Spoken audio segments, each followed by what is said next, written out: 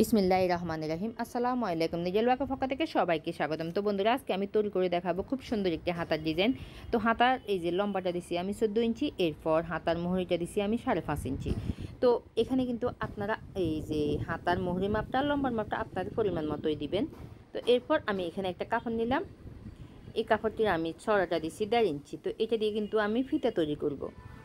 তো ফিতাটি ছড়া কিন্তু 1/2 ইঞ্চি হবে, ঠিক আছে। তো প্রথমে আমি কাপড়টিকে একটা ভাঁজ দিলাম, দিয়ে কিন্তু সাইডে এই যে এখানে একটা সেলাই দিয়ে দিব। তো আমি অফ ক্যামেরায় সেলাই দিয়ে দিলাম, এই যে সেলাইটি দিয়ে দিছি। দেওয়ার পরে এখন আমি একটা সুইয়ের সাহায্যে কাপড়টিকে উল্টে নিব, ঠিক আছে।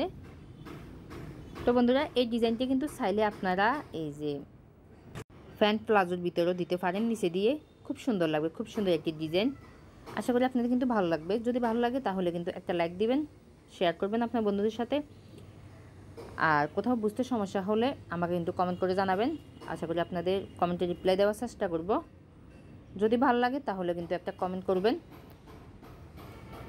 আসলে আপনাদের কমেন্ট পড়তে এবং কমেন্টে রিপ্লাই দিতে কিন্তু আমার ভালো লাগে।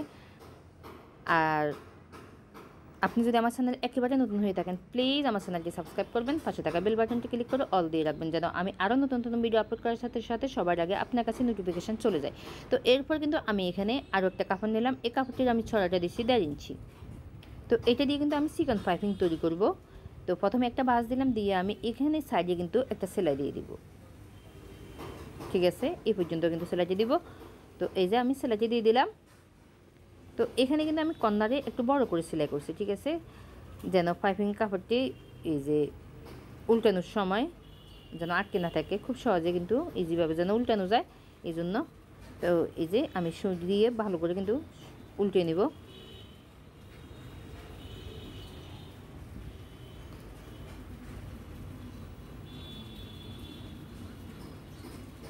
তো বন্ধুরা, সবার কাছে অনুরোধ, আমার চ্যানেলের সাথেই থাকবেন, সবসময় আমাকে সাপোর্ট করে যাবেন। তো আপনাদের সাপোর্ট পেলে কিন্তু আমি আরও সামনে এগিয়ে যেতে পারবো। তো আমি সাইডগুলো কেটে নিলাম। এখন আমি এই যে কাপড়টি মেপে কিন্তু এই যে পাইপিং কাপড়টি কেটে নিব। তো 3 ইঞ্চি পরিমাণে কিন্তু কাটবো পাইপিংগুলো। তো আমি এই যে মাপ অনুসারে সবগুলো পাইপিং কেটে নিলাম। কেটে নেওয়ার পরে এখন আমি এই যে ফিতার কাপড়টি কাটবো।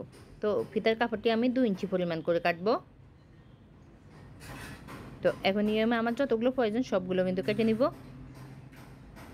তো কেটে নেওয়া হয়ে গেল। এখন আমি এই যে এখানে আরও একটা কাপড় নিলাম, এই কাপড়টি আমি ছড়াটা দিছি 3 ইঞ্চি, এরপর লম্বাটা দিছি কিন্তু 3 ইঞ্চি। দেওয়ার পরে এখন আমি এই যে কর্নার করে একটা ভাঁজ দিলাম, দিয়ে আমি পাইপিংয়ের গুলোকে এভাবে করে বসাবো। বসানোর পরে আমি দুই দিক থেকে কিন্তু ভাঁজ করে দেব। তো এখানে একটা সেলাই দিয়ে দিব। তো আমি সেলাইটি দিয়ে দিলাম। দেওয়ার পরে এখন আমি এই যে এই ফিতাটি বসাবো। তো 2 ভাঁজ করে নিছি, নিয়ে তারপরে এখানে একটা সেলাই দিয়ে দিব। তো আমি এই যে একই নিয়মে সবগুলো সেলাই করে নিছি। তো এরপর আমি এখানে একটা পেপার নিছি, ঠিক আছে। তো পেপার উপরে ঠিক এভাবে করে আমি এগুলোকে সবগুলো বসাবো। বসানোর পরে উপরে একটা সেলাই দিয়ে দিব। তো এই যে আমি সেলাই করে নিলাম। নেওয়ার পরে এখন আমি হাতার মুহুরির এখানে লাগাবো। তো এই যে এভাবে করে কিন্তু বসাতে হবে,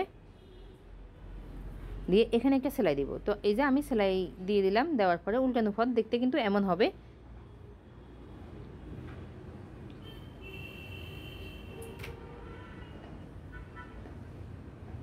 তো এখানে কিন্তু আমি এই একটা কাপড় লাগাবো।